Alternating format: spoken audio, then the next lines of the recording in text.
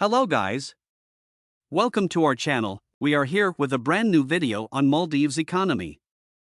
Before this video starts, please like this video and press the subscription button for more updates in future.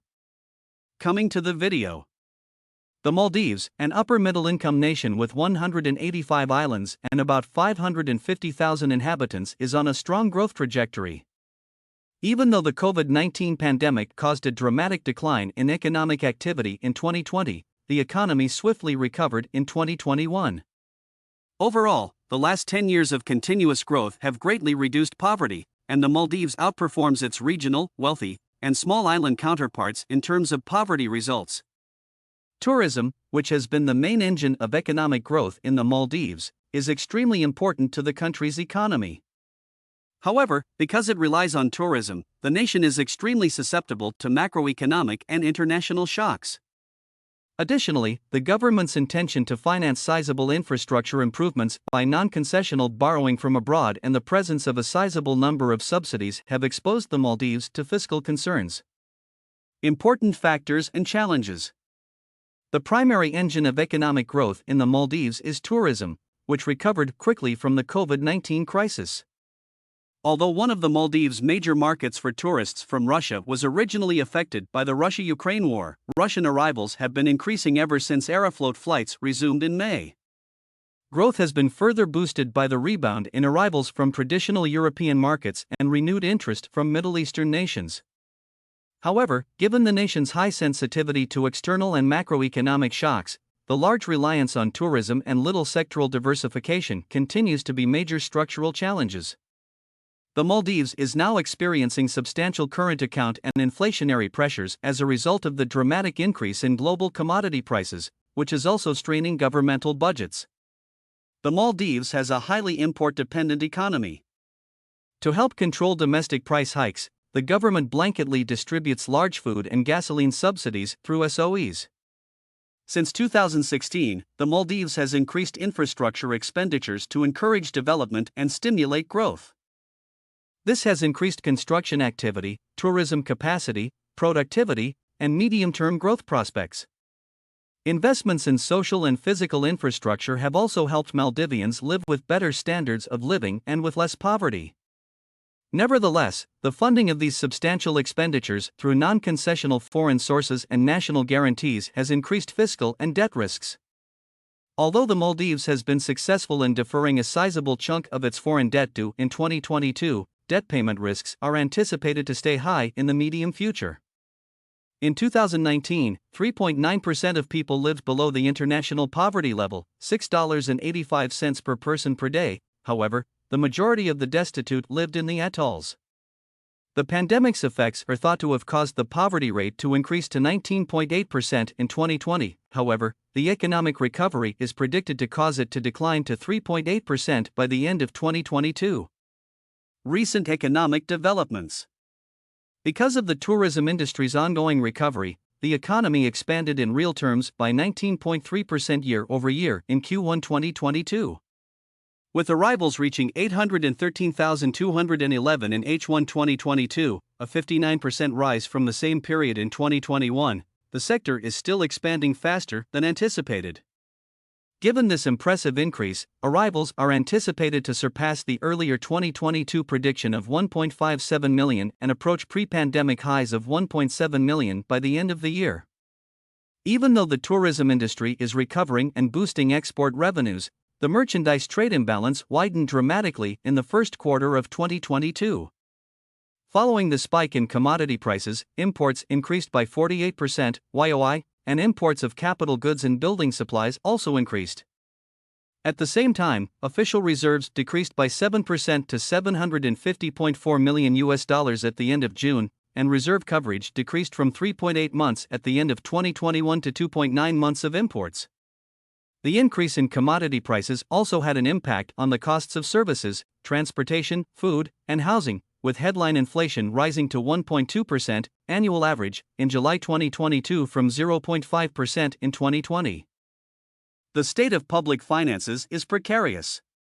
While revenues for H1 2022 are still expected to be somewhat in line with the budget, the annual budget for subsidies and expenditures in development projects had already been used up by the end of June.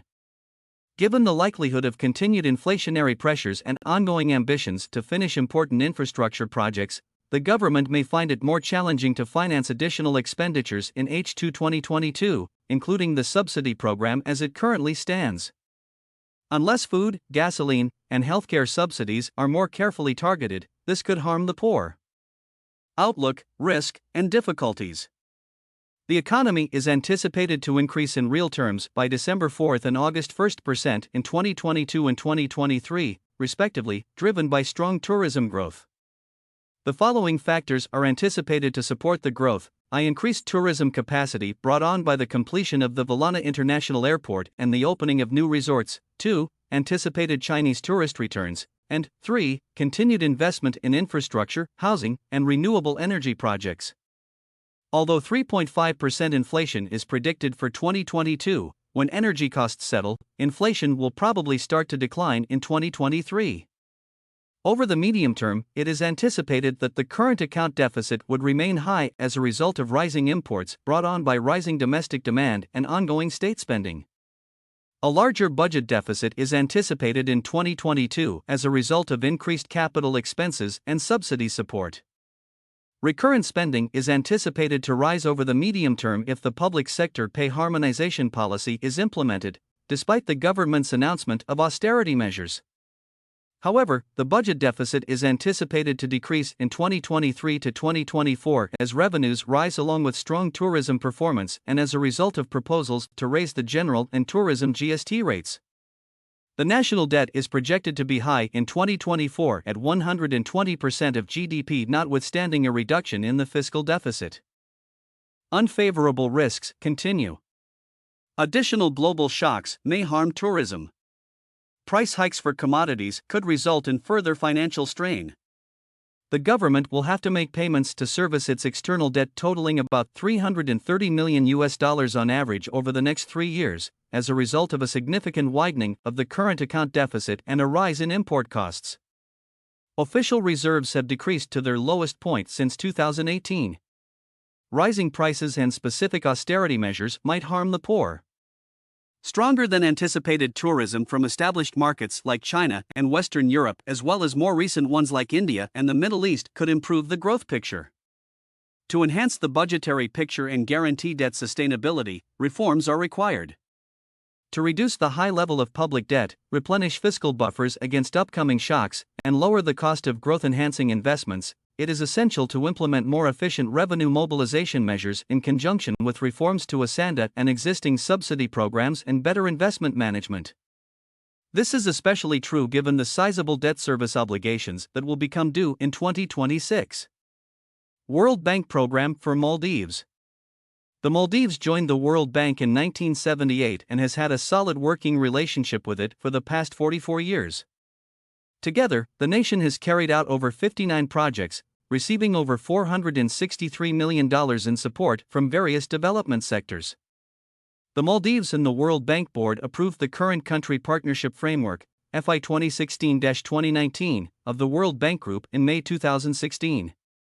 It was extended until 2022 and aims to assist the country in achieving more inclusive and sustainable growth by making better use of its resources, including its human capital, natural resources, and financial resources. The strategy was extended till FY21 and was updated in 2018 based on the changing country circumstances and experiences learned from project delivery. It has 3 main target areas: enhancing the availability and caliber of basic and secondary education, boosting the financial services available to Maldivians, and growing the economic gains from the fishing industry. Improving environmental management, increasing readiness for disaster risk management, and building resilience to climate change, natural disasters, and other external shocks. Enhancing efficiency in public financial management to increase budgetary sustainability. IFC Partnership. In 1983, the Maldives joined the World Bank Group's International Finance Corporation, IFC, a sister entity of the World Bank. IFC has since made about $157 million in investments, including over $8.5 million that was raised from other organizations. As part of its broader initiatives to create quality jobs and work toward a sustainable future, IFC invested $175 million in John Keel's Holding, JKH, in 2020. A portion of the proceeds from this investment will be used to increase the number of green hotels in the Maldives to meet anticipated future demand. Do you feel this video helpful? IFIs, then submit your opinion in our comments section. Also, don't forget to subscribe to our channel.